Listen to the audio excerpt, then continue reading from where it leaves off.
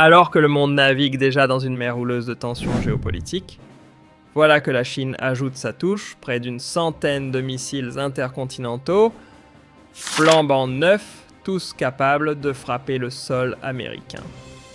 Ce n'est pas une surprise tombée du ciel, mais plutôt un écho saisissant de luttes de pouvoir qui redessine lentement mais sûrement les lignes de l'équilibre nucléaire mondial. Depuis des générations, la dissuasion atomique a tenu lieu de corde raide entre les grandes puissances. Aujourd'hui encore, elle sert de boussole dans ce jeu d'échecs stratégique où la moindre erreur peut avoir des conséquences irréversibles. Entre enjeux de défense nationale et redistribution silencieuse des cartes de l'ordre mondial, chaque nouveau missile n'est qu'une pièce de plus sur un échiquier déjà saturé. Que l'information provienne d'images satellites ou de rapports bien ficelés de renseignements occidentaux, une chose est claire, cette dynamique n'est pas née d'hier. Ce n'est pas un sursaut improvisé, mais bien le fruit mûr d'une mutation lente, réfléchie, presque inévitable, de la stratégie militaire chinoise. Pékin, désormais bien conscient de son poids, grandissant sur la scène internationale, ajuste ses pions dans un monde où les règles du jeu deviennent de plus en plus floues et les adversaires de moins en moins prévisibles. Le climat global a changé et la Chine le sait. Retour en arrière dans les années 60, quand elle entre dans le club très fermé des puissances nucléaires, la Chine joue la carte de la retenue. Un arsenal modeste, une doctrine défensive et une posture, celle de la dissuasion minimaliste. En clair, on frappe uniquement si on est frappé. À l'époque, c'était aussi une manière élégante et habile de se démarquer des mastodontes américains et soviétiques en pleine orgie d'ogives nucléaires pendant la guerre froide. Depuis le début du XXIe siècle, un vent de transformation souffle sur la doctrine stratégique chinoise, emportant avec lui les repères d'autrefois.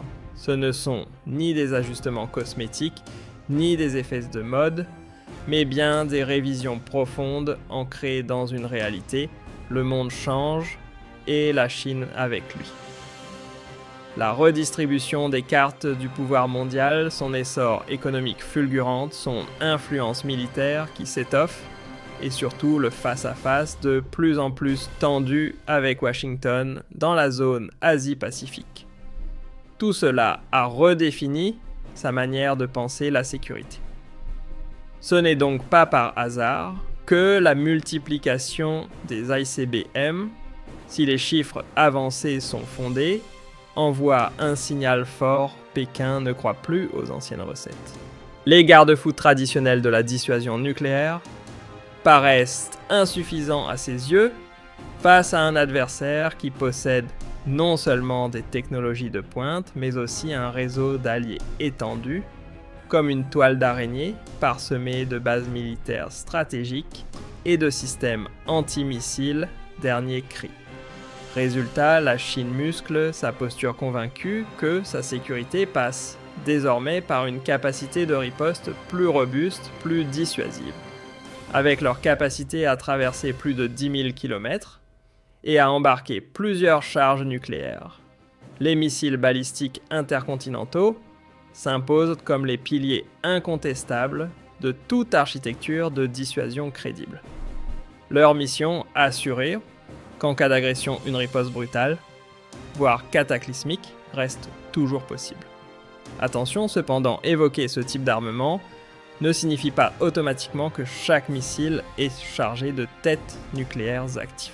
Le symbole est parfois plus dissuasif que la charge elle-même. Mais ce qui fait réellement basculer l'équation stratégique, c'est l'introduction de la technologie MIRV, ces fameuses ogives multiples autonomes et redoutablement efficaces. Grâce à elles, un seul missile devient une pluie de frappes ciblées, capable de viser des endroits distincts en un seul lancement. Pour les systèmes de défense antimissiles, c'est un véritable cauchemar impossible d'intercepter tout trop de cibles, trop de directions. Et pour les stratèges, c'est un jackpot en matière de crédibilité. Dissuasive, toute tentative d'attaque devient soudain beaucoup plus risquée, coûteuse et incertaine. Pour la Chine, cette avancée n'est pas qu'un simple progrès technique, c'est un saut de géant dans la hiérarchie nucléaire. Fini le rôle discret de puissance à l'arsenal modeste.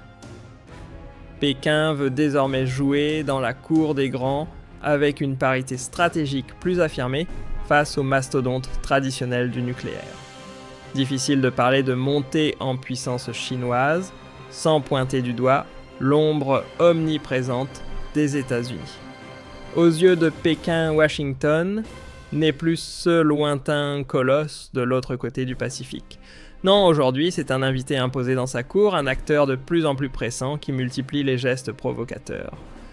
Déploiement militaire accru en mer de Chine méridionale, soutien affiché à Taïwan, renforcement de partenariats stratégiques avec Tokyo, Séoul et Canberra. Une toile d'influence tissée sous le nez de la Chine. Face à ce qu'elle perçoit comme une stratégie d'encerclement bien huilée, Pékin répond par l'accumulation de puissance nucléaire. Ce n'est pas qu'une affaire de missiles ou de silos, c'est aussi une déclaration d'intention, pas question d'apparaître vulnérable ou de laisser quiconque dicter les règles du jeu. C'est une posture, un message politique, clair, autant qu'une manœuvre militaire, la Chine entend défendre son rang et ses ambitions sans compromis. Mais cette démonstration de force ne vise pas uniquement l'extérieur. Sur le plan intérieur, elle joue un rôle crucial dans la mise en scène du pouvoir. Renforcer l'arsenal nucléaire, c'est aussi consolider l'image d'un leadership inébranlable, protecteur, capable de tenir tête aux menaces extérieures. C'est nourrir un récit nationaliste où la grandeur de l'État s'évalue à l'aune de sa capacité à se faire respecter sur la scène mondiale. Dans une architecture politique où la stabilité interne est sacrée et où la légitimité se construit sur la capacité à livrer des résultats concrets, la sécurité nationale n'est pas un simple objectif, c'est le socle silencieux sur lequel repose le pacte implicite entre les gouvernants et la population. Pas de paix intérieure sans sentiment de protection face aux menaces extérieures. Mais pendant que Pékin consolide ses fondations, le monde lui retient son souffle. Car cette accélération militaire chinoise réveille un vieux cauchemar, celui d'une nouvelle course aux armements nucléaires, sauf qu'à la différence de la guerre froide, le face-à-face n'est plus duel. Cette fois, le jeu se joue à 3. La Chine entre dans l'arène nucléaire avec une rapidité qui bouscule le monopole historique américano-russe. Ce bouleversement remet en question tout l'édifice du contrôle des armements bâti à l'époque bipolaire. Les traités jadis conçus pour 2 superpuissances se regardant dans les yeux semblent aujourd'hui obsolètes face à l'absence d'un cadre intégrant Pékin. Résultat, les risques de malentendus, d'analyses erronées ou même de dérapages non intentionnels montent en flèche. Outre-Atlantique, les stratèges américains ne s'y trompent pas. Le déploiement massif de missiles longue portée chinois oblige Washington à revoir sa copie. La doctrine fondée jusqu'ici sur l'idée d'une menace limitée venue de Chine s'effondre. Désormais, il faut repenser toute la planification stratégique. Et vite. Face à l'ascension rapide de Pékin dans le domaine nucléaire, Washington pourrait bien appuyer sur l'accélérateur. Résultat probable, un chèque massif pour moderniser son arsenal musclé, ses boucliers antimissiles, et renforcer ses alliances dans des domaines clés comme l'alerte avancée ou la coordination défensive multilatérale. Mais chaque avancée d'un côté entraîne une réponse de l'autre, et voilà les 2 géants lancés dans une spirale d'escalade où le point de non-retour pourrait vite être franchi. Pendant ce temps, Moscou observe la partie avec une vigilance toute particulière. D'un certain angle, l'émergence d'un Pékin plus armé pourrait même sembler avantageuse, un contrepoids utile dans le bras de fer permanent avec les États-Unis. Mais l'histoire n'est jamais si simple. L'arrivée d'un troisième acteur nucléaire majeur sur l'échiquier vient chambouler les équilibres patiemment établis depuis la guerre froide, menaçant l'architecture stratégique sur laquelle la Russie s'est toujours appuyée. Pour le Kremlin, l'équation devient plus complexe, il ne s'agit plus seulement de gérer une rivalité bilatérale, mais de recalculer tout son positionnement à l'échelle mondiale, en gardant un œil sur l'Asie, où la Chine, désormais, pèse de tout son poids atomique. Sur le terrain glissant de la sécurité internationale, l'extension du programme nucléaire chinois vient semer le doute, là où il restait encore un peu de cohérence. En voyant les grandes puissances elles-mêmes gonfler leurs arsenaux et les perfectionner à coups de milliards, que peut-on réellement dire aux nations plus modestes ? Leur demander de renoncer à leurs ambitions alors que les géants font tout l'inverse. Le message est flou, voire franchement contradictoire, et il affaiblit sérieusement les fondations déjà fragiles de la logique de non-prolifération. Et dans les régions du monde déjà minées par l'instabilité, ce signal ambigu devient encore plus dangereux. Car dans ces zones où règne tension chronique et méfiance généralisée, la bombe atomique n'est plus un tabou, elle peut apparaître comme la seule assurance vie crédible dans un monde devenu imprévisible. Cela dit, il faut savoir faire la part des choses entre le bruit médiatique et la mécanique stratégique réelle. Le fait que la Chine détienne désormais une centaine de missiles intercontinentaux ne veut pas dire qu'elle se prépare à appuyer sur le bouton rouge. Ce n'est ni une déclaration de guerre, ni une volonté de bouleverser les règles du jeu du jour au lendemain. Sa logique reste fondée sur la dissuasion, pas sur l'agression. L'enjeu, c'est d'éviter le conflit, pas de l'allumer. L'histoire a une leçon qu'elle répète inlassablement. Les courses aux armements, même lorsqu'elles sont justifiées au nom de la défense, finissent souvent par semer les graines du chaos. Surtout quand la méfiance s'installe et que le dialogue entre puissances s'éteint peu à peu. Ce cocktail, peur, silence, calcul, a rarement produit la paix. Dans les années à venir, le sort de cette escalade dépendra d'une question simple mais cruciale. Les grandes puissances sauront-elles maintenir la rivalité dans des limites raisonnables ou glisseront-elles vers la confrontation ouverte, intégrer la Chine dans des dispositifs de contrôle des armements réellement inclusifs serait un pas dans la bonne direction. Mais pour cela, il faudrait que chacun accepte de faire des concessions. Et dans le climat international actuel marqué par la polarisation et les lignes rouges, cette volonté semble aussi rare que précieuse. Car à l'opposé, continuer à jouer la carte de la force brute et de la dissuasion en solo ne mènera qu'à une planète surarmée, tendue comme jamais, où la sécurité devient une illusion. En réalité, le déploiement massif de missiles balistiques intercontinentaux par la Chine n'est pas juste un signal militaire, c'est un moment charnière. Un indicateur du basculement d'un monde unipolaire vers un échiquier, où d'autres joueurs entendent se faire respecter non par la parole, mais par la portée de leurs ogives. Et malgré l'habillage stratégique, malgré le vocabulaire de la dissuasion, cette escalade résonne comme un rappel brutal. Notre stabilité globale repose sur un équilibre instable, fragile, qui pourrait basculer à tout moment. Et si cela arrive, les conséquences n'épargneront personne. Si l'on regarde les choses d'un point de vue strictement technique, l'ampleur du déploiement chinois en matière de missiles intercontinentaux soulève bien plus qu'un simple sourcil. Cela force à s'interroger sur l'ensemble des infrastructures militaires que Pékin a méticuleusement mis en place ces dernières années. Entre les champs de tir flambant neufs, les silos blindés creusés en profondeur, et les réseaux de commandement ultra sécurisés conçus pour tenir le coup même en cas d'Armageddon nucléaire, tout indique que la Chine est passée d'une posture de dissuasion minimaliste à une doctrine beaucoup plus ambitieuse, pensée pour le long terme et pour l'échelle globale. Mais cette montée en puissance ne se résume pas à empiler plus de missiles. Elle s'inscrit aussi dans une logique qualitative, précision chirurgicale, vitesse de réaction, fulgurante, capacité à percer les boucliers ennemis les plus sophistiqués. Selon plusieurs sources occidentales, Pékin aurait injecté des ressources colossales pour fiabiliser ses ICBM.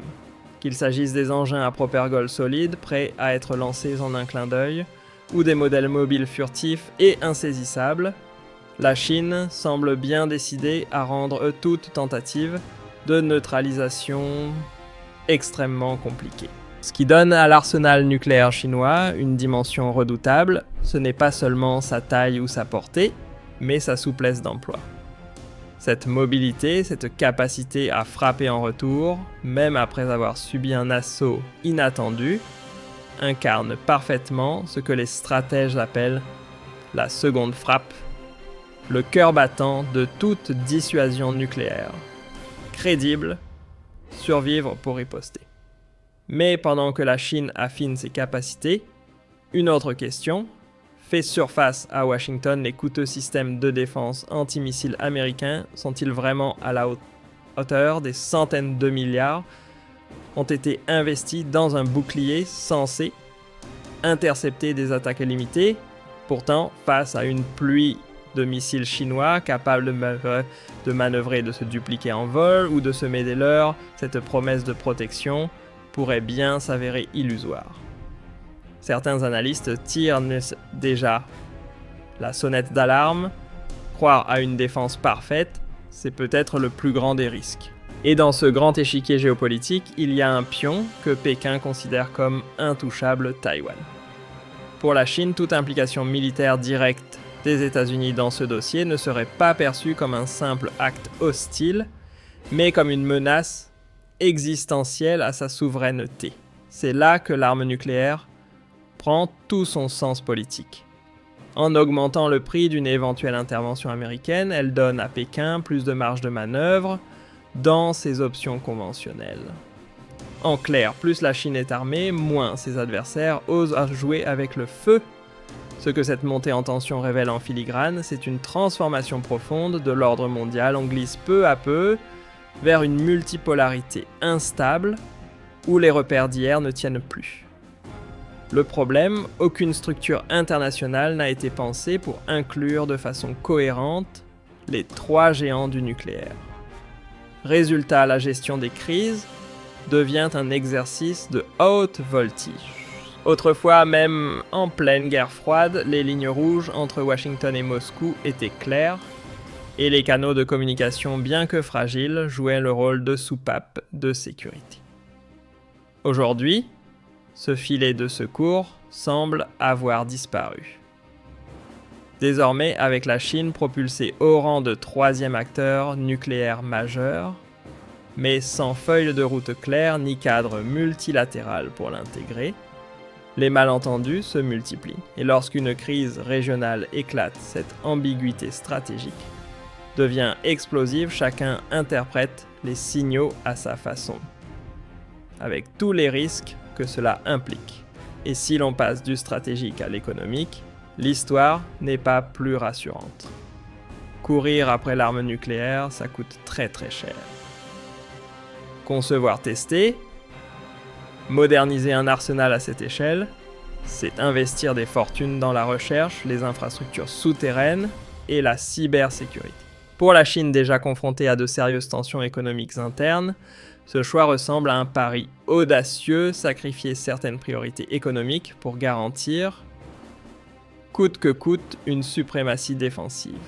Un choix révélateur d'une hiérarchie claire, sécurité, d'abord croissance, ensuite. Mais pendant que les grandes puissances s'affairent à gonfler leurs arsenaux, une autre vérité s'impose. Chaque milliard investi dans les ogives c'est 1 milliard de moins pour combattre les fléaux qui touchent réellement l'humanité. Pandémie, crise climatique, inégalités, tous ces combats planétaires voient leurs ressources siphonnées au nom d'une sécurité nucléaire illusoire. Et puis, il y a le vertige moral. Car à mesure que la course à l'armement s'emballe une question vieille comme la bombe, revient hanter le débat, peut-on encore justifier l'existence d'armes capables d'anéantir la civilisation en un après-midi? Le simple fait qu'on en fabrique encore rend l'idée d'un désarmement global presque utopique. Plus il y en a, plus l'espoir d'un monde libéré de cette menace s'éloigne. Mais dans l'arène politique, les idéaux cèdent souvent la place à la realpolitik. La peur de se retrouver désarmé dans un monde incertain freine les élans humanistes. Et même si la Chine aime clamer son attachement à un ordre international plus équitable et multilatéral, ses actions sur le terrain, en particulier la consolidation d'une dissuasion musclée, racontent une autre histoire. Cette ambivalence n'est pas propre à Pékin. Elle illustre le casse-tête auquel sont confrontées toutes les puissances nucléaires, comment se protéger dans un monde chaotique, sans contribuer davantage au chaos. Une question sans réponse définitive, suspendue entre calculs stratégiques et relations sino-américaines toujours plus tendues. Pour clore ce tableau stratégique, il serait réducteur de traiter les informations sur les missiles intercontinentaux chinois comme de simples gros titres à sensation, ou de crier au loup sur fond de rumeurs. Ce n'est pas un emballement médiatique, c'est le reflet brut et silencieux d'un monde en pleine mutation. Ce déploiement massif ne parle pas uniquement de missiles, il parle de pouvoir de rééquilibrage et d'un ordre international en train de se redessiner sous nos yeux. Nous entrons dans une ère où l'incertitude stratégique devient la norme, où la dissuasion massive n'est plus l'exception, mais le réflexe. Le plus inquiétant, le dialogue se tarit, la confiance s'effrite. Et plus les canaux de communication s'éteignent, plus le risque de malentendu s'élargit. La question n'est plus de savoir qui a le plus de missiles, mais qui aura le courage de sortir de cette spirale. Car la sécurité, la vraie, ne naît pas de l'empilement d'armes, mais de la volonté de bâtir un système mondial plus équilibré, plus juste, capable de gérer les tensions sans que le feu nucléaire ne devienne l'ultime arbitre.